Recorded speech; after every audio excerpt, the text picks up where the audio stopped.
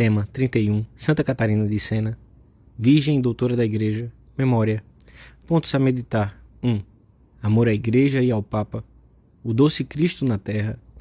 2. Santa Catarina ofereceu a sua vida pela Igreja. 3. Empenho em dar a conhecer a verdade com clareza e em influir positivamente na opinião pública. Santa Catarina nasceu em Sena no ano de 1347. Ainda muito jovem, ingressou na Ordem Terceira de São Domingos, sobressaindo pelo seu espírito de oração e penitência. Levada pelo seu amor a Deus, à Igreja e ao Romano Pontífice, trabalhou incansavelmente pela paz e unidade da Igreja nos tempos difíceis do desterro de Avignon.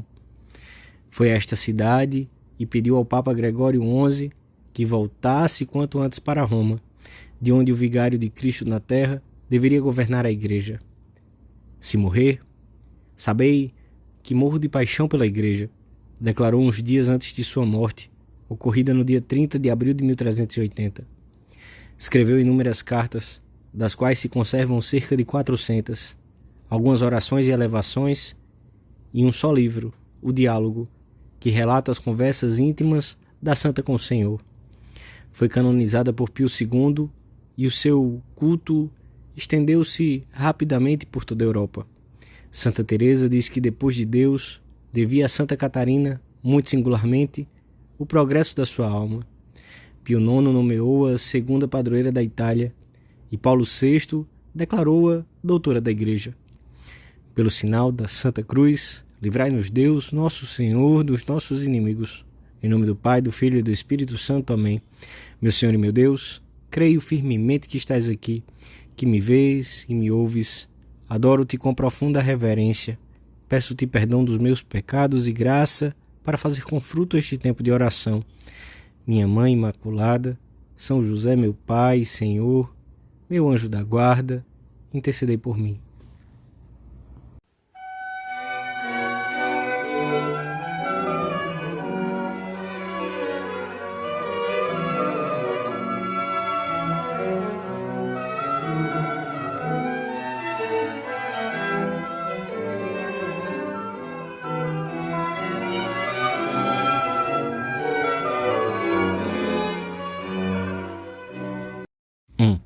Sem particular instrução, aprendeu a escrever quando já era bastante crescida, e numa existência muito curta, Santa Catarina teve uma vida cheia de frutos, como se tivesse pressa de chegar ao eterno tabernáculo da Santíssima Trindade.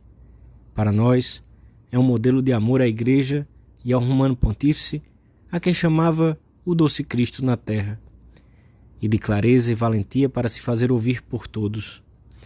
Os papas residiam naquela altura em Avignon, e Roma, o centro da cristandade, ia se transformando numa grande ruína. Como é evidente, tal situação acarretava inúmeras dificuldades à Igreja Universal. E o Senhor fez com que Santa Catarina compreendesse a necessidade de que os papas voltassem à sede romana para darem início à ansiada e imprescindível reforma. E ela correspondeu, orou incansavelmente, entregou-se à penitência, escreveu ao Papa, aos cardeais, aos príncipes cristãos. Ao mesmo tempo, proclamou por todo o mundo a obediência e o amor ao Romano Pontífice, acerca do qual escreve: quem não obedece a Cristo na terra, aquele que está no lugar de Cristo no céu, não participa do fruto do sangue do Filho de Deus.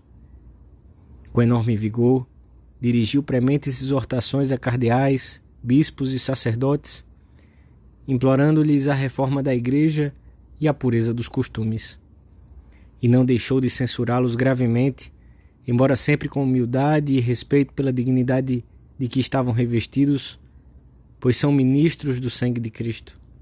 Estava convencida de que da conversão e do exemplo dos pastores da Igreja dependia a saúde espiritual do rebanho. Pedimos hoje a Santa Catarina de Sena que saibamos alegrar-nos com as alegrias da nossa Mãe a Igreja e sofrer com suas dores. E nos perguntamos como é nossa oração pelos pastores que a governam, se oferecemos diariamente algum sacrifício, horas de trabalho, contrariedades suportadas com serenidade, pelas intenções do Santo Padre, desejosos de de ajudá-lo a enfrentar essa imensa carga que Deus colocou sobre os seus ombros.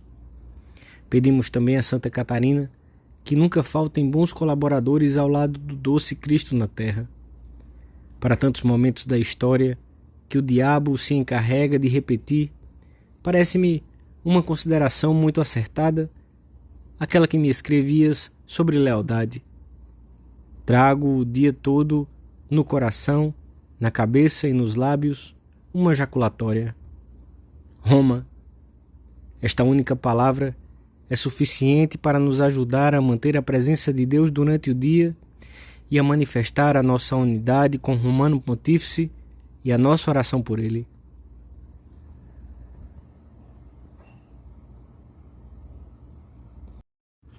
(2) Santa Catarina revelou sempre uma requintada sensibilidade, foi profundamente feminina, ao mesmo tempo foi extraordinariamente enérgica, como são as mulheres que amam o sacrifício e permanecem junto da cruz de Cristo, e não permitia desfalecimentos e fraquezas no serviço de Deus. Estava convencida de que, tratando-se da salvação própria e da salvação das almas, resgatadas por Cristo com o seu sangue, não tinha cabimento algum enveredar por caminhos de excessiva indulgência, adotar por comodismo ou covardia atitudes de débil filantropia, e por isso gritava: basta de ungüentos, pois com tanto unguento estão se apodrecendo os membros da esposa de Cristo. Foi sempre fundamentalmente otimista e não desanimava-se depois de ter feito o que estava ao seu alcance. Os assuntos não se resolviam à medida dos seus desejos. Durante toda a sua vida, foi uma mulher profundamente delicada.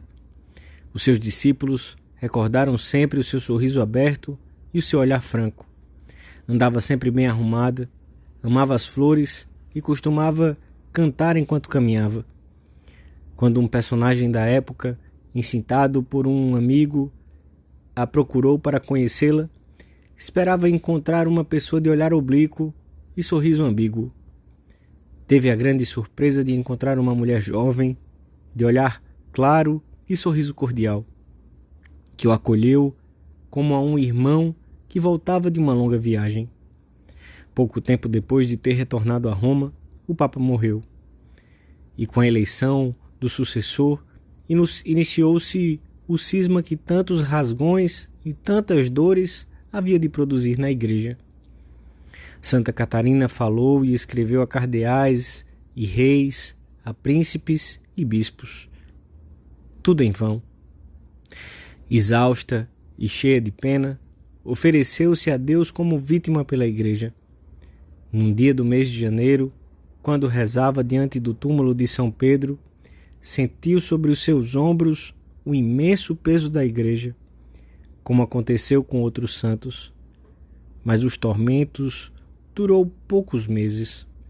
No dia 29 de abril, por volta do meio-dia, Deus a chamou para sua glória.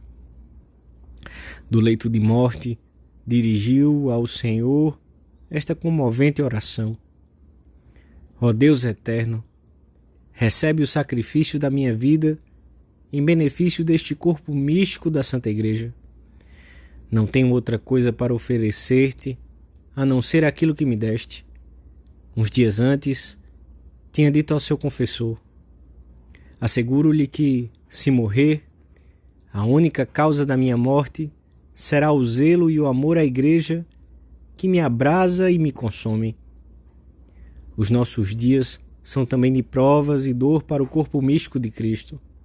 Por isso, temos de pedir ao Senhor, com um clamor que não cesse, que os abrevie, que olhe com misericórdia para a sua Igreja e conceda novamente a luz sobrenatural às almas dos pastores e às de todos os fiéis.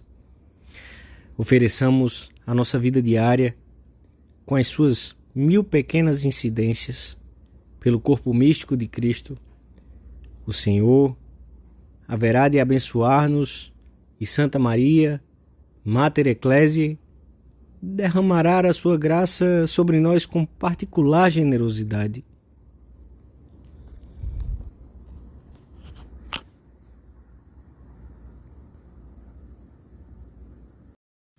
3. Santa Catarina ensina-nos a falar com clareza e valentia quando se debatem assuntos que afetam a Igreja, o Sumo Pontífice ou as almas. Não serão poucos os casos em que teremos a grave obrigação de esclarecer a verdade, e nessas ocasiões poderemos aprender de Santa Catarina, que nunca retrocedeu diante do fundamental, porque tinha sua confiança posta em Deus. Na primeira leitura da missa, diz-nos o apóstolo São João: a nova que ouvimos dele e que vos anunciamos é esta: Deus é luz e não há nele nenhuma treva. Aqui estava a origem da força dos primeiros cristãos, bem como da dos santos de todos os tempos. Não ensinavam uma verdade própria, mas a mensagem de Cristo que nos foi transmitida de geração em geração. É o vigor de uma verdade que está por cima das modas, da mentalidade de uma época concreta. Devemos aprender cada vez mais a falar das coisas de Deus com naturalidade e simplicidade, mas ao mesmo tempo com a segurança que Cristo pôs na nossa alma. Perante a campanha sistematicamente organizada para obscurecer a verdade ou silenciar tudo o que sejam obras boas e retas, que às vezes quase não tem eco nos grandes meios de comunicação, nós, cada um no seu ambiente, temos de atuar como porta-vozes da verdade. Alguns papas falaram da conspiração do silêncio, que se tece em torno das boas obras literárias, cinematográficas, religiosas, de benemerência social, promovidas por bons católicos ou por instituições organizadas por católicos. São silenciadas ou deixadas na penumbra pelo fato de serem promovidas por católicos, enquanto se orquestram louvores a obras ou iniciativas que atentam contra os valores humanos, que pregam uma falsa liberdade e a antissolidariedade, o que cancelam do horizonte do homem as ânsias de Deus. Nós podemos fazer muito bem neste apostolado da opinião pública. Às vezes não conseguiremos esclarecer senão os vizinhos, os amigos que visitamos ou nos visitam, os colegas de trabalho. Em outros casos, poderemos ir um pouco mais longe por meio de uma carta aos jornais, de uma chamada telefônica, a uma emissora de rádio ou de televisão, não nos furtando a responder ao questionário de uma pesquisa de opinião pública. Devemos afastar a tentação do desalento, o sentimento de que pouco podemos fazer. Um rio caudaloso é alimentado por pequenos regatos que, por sua vez, se formaram talvez gota a gota. Que não falte a nossa. Assim começaram os primeiros cristãos. Peçamos hoje a Santa Catarina que nos comunique um pouco do seu amor à Igreja e ao Sumo Pontífice, e que tenhamos ânsias de dar a conhecer a doutrina de Cristo em todos os ambientes, por todos os meios ao nosso alcance, com imaginação e com amor, com sentido otimista e positivo, sem negligenciar uma única oportunidade. E com palavras da Santa, peçamos também a Nossa Senhora: a ti recorro, Maria, ofereço-te a minha súplica pela doce esposa de Cristo e pelo seu vigário na terra, a fim de que lhe seja concedida luz para governar a Santa Igreja com discernimento e prudência.